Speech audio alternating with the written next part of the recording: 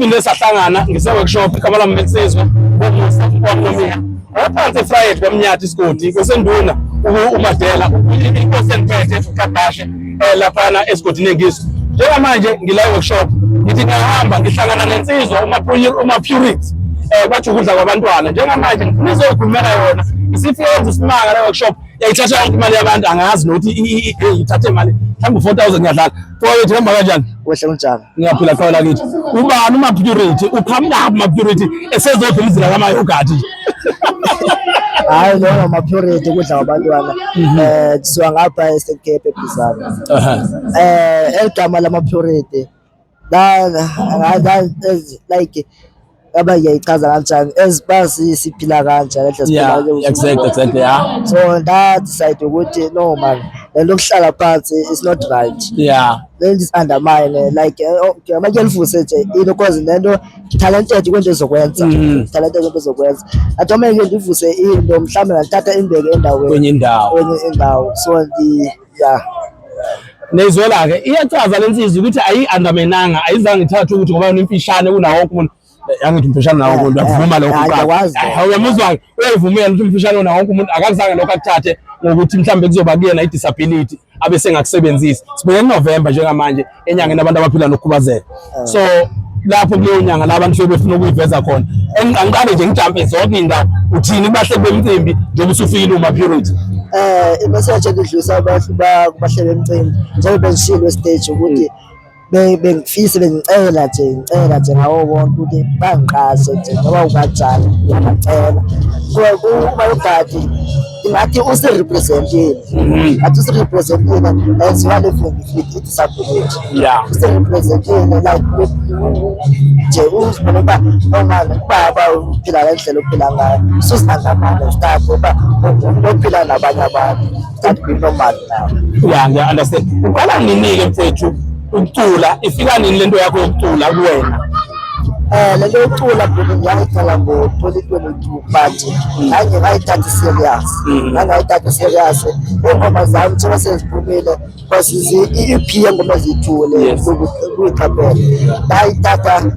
njengoba ngayicala ngo-2012 ndawe sazibhalele nje saziculela nje lapha phandle nje ngayithatha serious so kwavela elinye ithuba evela event le-stadium walapho ndaqala khona uba kumele ngizame mhlawumbe indlela yami ilapha so ngathatha konke umculo wuwo lo onginamandla kakhulu ngangena emculweni uma-purity angazizwisa mhlawumbe umuntu wakhe wengoma yakhe anayo manje noma ingoma yakhe athi mina ngayithanda ngayenza ngayithanda yona ngoma engangiyithandile ube kuya ngami ngabe ngayibuyisa leyo ngoma yiphi leyo ngoma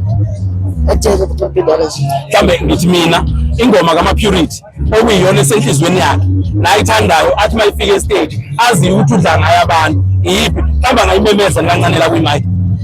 milethi emjolweni uyisho kancane ngisi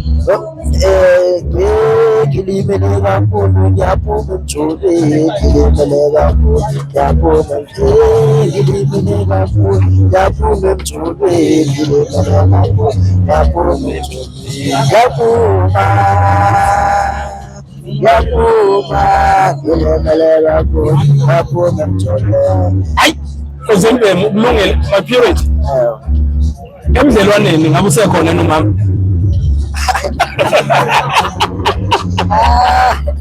nazi into zigadile into ngifuna ukwazi